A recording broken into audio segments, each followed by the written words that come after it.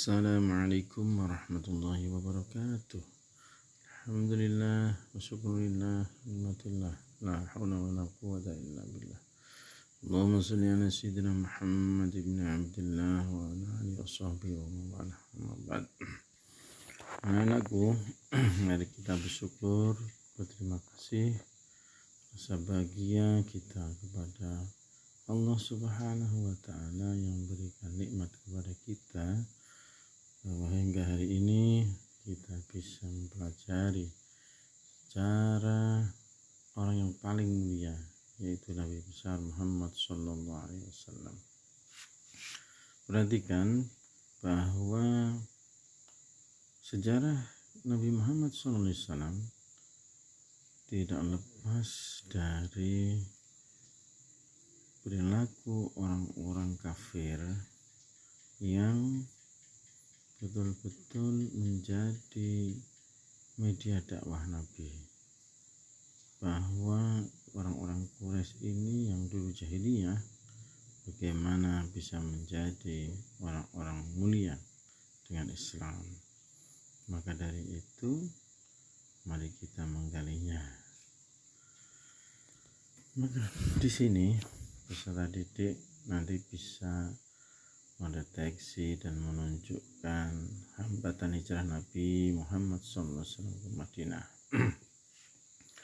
Anak yang saya sayangi, mari perhatikan gambar ini untuk mengetahui bahwa Nabi Muhammad SAW hijrah. Ada penyebab-penyebabnya. Perhatikan gambar ini, bahwa gambar ini menunjukkan bahwa rumah Nabi dikepung oleh pemuda-pemuda kafir dari berbagai kabilah, berawal dari musyawarahnya Harun Nadwah. Maka dari itu orang-orang kafir memutuskan hal yang paling terjelek, yaitu ingin membunuh Nabi besar Muhammad SAW. Maka dari itu mari setelah kita mempelajari ini betul-betul bisa mengambil hikmah tentang pribadi Rasulullah SAW yang bisa kita tiru, yang bisa kita terapkan di zaman sekarang. Anakku yang saya sayangi, di sini perhatikan gambar bahwa orang-orang kafir memutuskan membunuh Nabi. Maka Nabi Muhammad SAW mendapatkan wahyu dari Allah Subhanahu wa Ta'ala untuk berhijrah. Yang sebelumnya para sahabat sudah hijrah ke Madinah secara berangsur-angsur, tapi Nabi Muhammad masih di Mekah tunggu menerima wahyu untuk hijrah, karena Nabi pasti mengikuti perintah. Kalau disuruh berjuang di Mekah ya di Mekah, kalau hijrah ya hijrah. Nah, inilah ketaatan kepada Allah Subhanahu wa Ta'ala tanpa mempunyai rasa takut, diintimidasi, bahkan mau dibunuh oleh orang-orang jahiliyah. Anakku yang saya sayangi, itu gambar Madinatul Munawwarah yang dulunya Yastrib. Ini pengaturan strategi Nabi, di mana Nabi keluar dari rumah ini menuju Gua Sur, untuk mengelabui hambatan-hambatan yang kira-kira diterima Nabi atau yang menghadang Nabi, karena orang Mekah ini ahli mencari jejak padang pasir lagi. Maka pergi ke Gua Sur, dan di situ Rasulullah sudah merencanakan dengan Sayyidina Abu Bakar untuk mengelabuhinya, jejak-jejaknya. Ini putra putri Abu Bakar mengembalakan kambing, dan kambingnya ini harus jejak juga menyediakan makanan. Nah, perjalanan Nabi Muhammad SAW ini sudah mengatasi dua hambatan. Yang pertama tadi rumah dikepung kaum Quraisy bisa keluar, dan hambatan yang kedua yaitu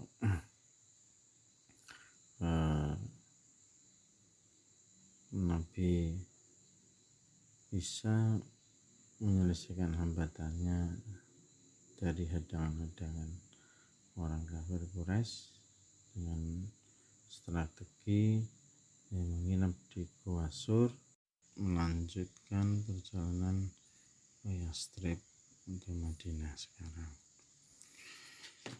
Hambatan kedua sudah diselesaikan dengan strategi yang menginap di Gua Sur tadi. Selanjutnya Rasulullah juga mendapatkan hambatan lagi, yaitu dalam perjalanannya ke Madinah dikejar seorang pemuda yang dari 40 pendekar tadi mengejar Rasulullah yang bernama Suraqah. Luar biasa pemuda ini, dia bisa mengejar Nabi, bisa melihat bayangan-bayangan Nabi, sehingga pengejarannya semakin dekat ke Rasulullah. Dan Abu Bakar, pedang terhunus, tombak sudah disiapkan, panah sudah diarahkan.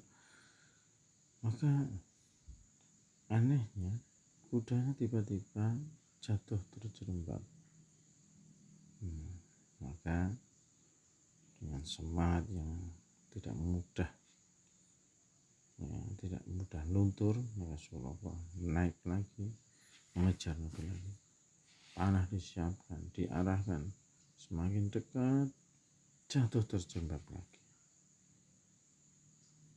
Tidak mudah menyerah, bangkit lagi, naik kuda lagi, diarahkan ke Nabi Muhammad senjatanya, jatuh lagi. Nah, ini dia baru mengetahui, merasakan bahwa ini bukanlah manusia biasa.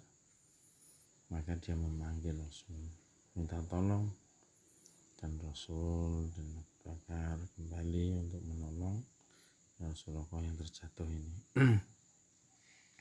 Yang dipegang tangan Rasulullah, ditarik Rasulullah, dan waktu dipegang Rasulullah mengatakan, satu riwayatnya, alangkah indahnya tangan ini suatu ketika memakai gelang dari istana Kisra. Nah, inilah seorang pemimpin harus visioner, bisa memberikan harapan-harapan yang luar biasa. Maka Suraqah selain sudah memang kagum kepada Nabi, mengetahui kehebatan Nabi, dan memang Nabi Muhammad itu betul-betul orang yang hebat, maka Rasulullah menyatakan Islam. Rasul menyuruh kembali untuk menghadang, menyesuaikan hambatan-hambatan yang akan yang sudah direncanakan akan dilaksanakan kepada Nabi, tentang pengejarannya kepada Nabi. Rasulullah kembali dan bertemu dengan dari 40 pemuda dengan kebiayaan Suraqah, maka pengejaran kepada Nabi dibatalkan atau tidak dilanjutkan, kembali lagi ke Mekah. Nah, ini hambatan yang ketiga sudah bisa diatasi oleh Nabi Muhammad Sallallahu Alaihi Wasallam. Tetap saja beliau berjalan menuju Madinah dengan jalan zigzag, yaitu gambar jalur merah itu adalah perjalanan Nabi, yang hijau adalah jalur umum yang biasa dipakai orang-orang untuk berjalan ke Yastrib yang sekarang menjadi Madinatul Munawwarah. Nah, anakku yang disayangi Allah Subhanahu wa taala. Nah, selanjutnya ini Nabi nanti juga akan mendirikan masjid ya, sampai di Kuba mendirikan masjid dan sholat di situ. Setelah itu nanti melanjutkan lagi ke Madinah.